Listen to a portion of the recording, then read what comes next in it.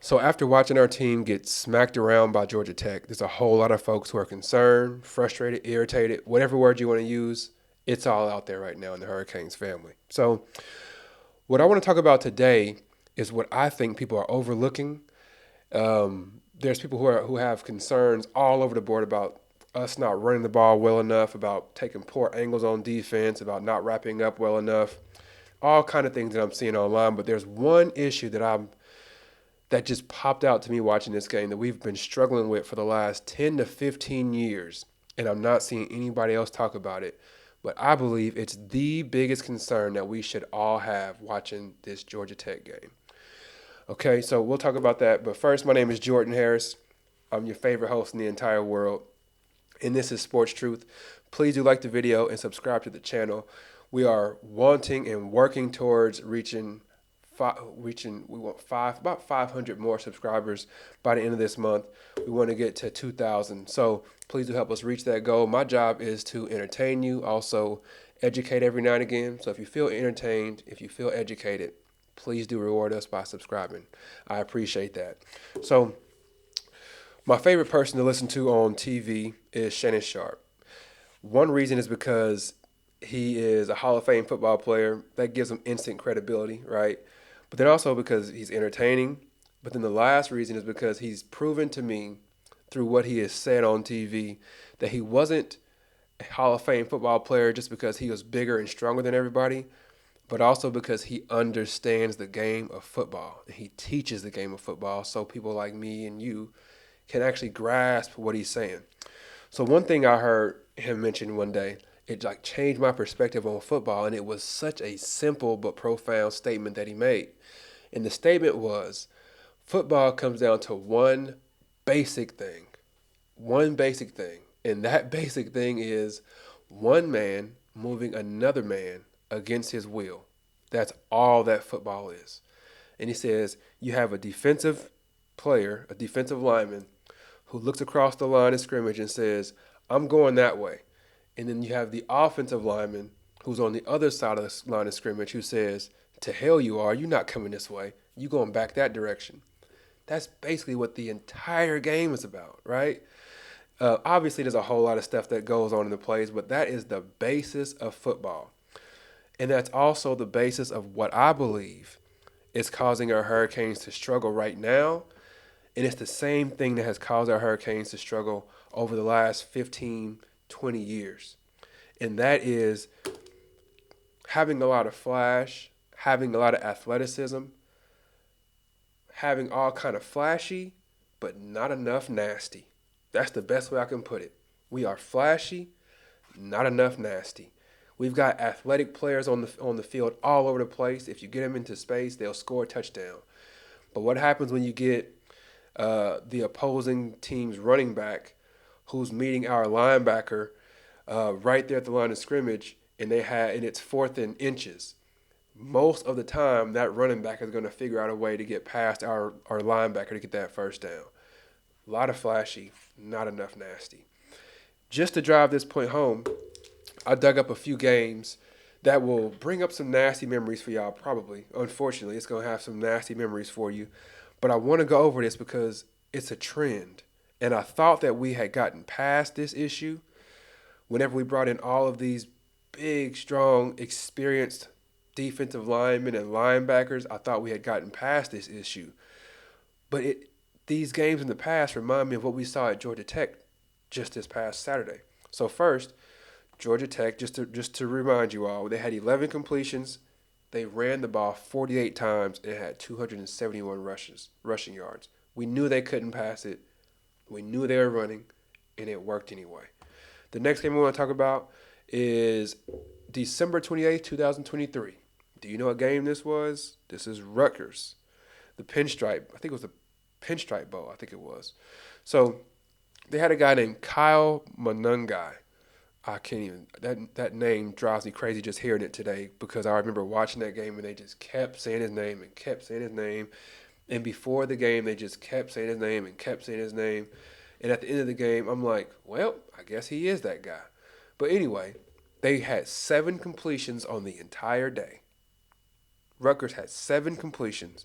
They ran the ball 45 times and had 208 yards. And they scored 31 points with only 7 passing completions. That's crazy. And then the next game I want to talk about, North Carolina. This is back in October 14th, 2023. North Carolina is another one of those teams that I just hate because they seem to always beat us the same way. Just smash mouth football, ram it right down your throat, and they just outman us every time, it seems. But anyway, Drake May, who I think is overrated, I don't think he's going to have a good career. But anyway, a good pro career. He was 17 completions. The team ended up running the ball 43 times for 235 yards and scored 41 points. They scored 41 points while completing 17 passes, and they won the game. Okay, the next game. This is the worst tackling performance I've ever seen in any game or any level of football, whether it's the NFL, Division I football, Division II, NAIA, Pee Wee League football, high school, whatever division you're talking about. This was the absolute worst tackling I had ever seen before. And this is the North Carolina game in 2020. So December 12th, 2020. Tar Heels scored 62 points. I repeat, 62 points. They had 15 completions, and they scored 62 points. They ran the ball 55 times for 554 yards. That's an average of 10.1 yards per rush. They had 15 completions. They threw the ball 20 times, and they scored 62 points. That is staggering. Okay, like staggering. Usually, if you score 62 points, your quarterback was like 48 or 57. Like, he was throwing the ball all over the field. He had 600 yards passing. This team had 224 yards passing and 554 yards rushing. I'll go back a little further. This is the Independence Bowl. We played against Louisiana Tech. They actually shut us out. This is December 26th, 2019. Not going in the future here. 2019. So they had 13 completions against us, and they ran the ball 40 times for 174 yards. The time of possession in this game, like it is every time they run the ball all game, every down, it was just ugly. Like they just manhandled us. They shut us out. It's crazy. The last game I want to talk about or reference today is the Pinstripe Bowl. We played against Wisconsin, and this was December 27th, 2018. They had 6 completions. They threw the ball 11 times. They had 73 yards passing. Okay? 73 yards passing, and they scored 35 points. Is that crazy? That should be crazy, right? They ran the ball 50. So, again, 6 completions, 11 passes total. They ran the ball 58 times for 333 yards. What is going on here, right? So the basis of what I'm saying here is there's a culture issue. It's been going on for the last 15 or 20 years. When you look back at the Hurricanes who are winning Super Bowls that had Vince Wilfork, they were nasty. You were not going to run the ball right up the gut 3 plays in a row expecting to get a first down. It's not going to happen. But for these last 15 years, that's exactly what's been going on. These teams know that the Hurricanes are fast on the outside, and they feel like we're weak in the middle, and they just exploit it, and they just smash mouth football over and over and over and over. Even though we know what's coming, it still works. It's crazy. So how do you fix that issue? How do you fix that culture issue? I have no idea. I can tell you I had a culture issue in one of my businesses before, and what did I do? I just started firing everybody and started bringing in brand new employees because I figure these people who are working for me right now, they're gossiping. They just got nasty attitudes. They come dragging to work. They late all the time.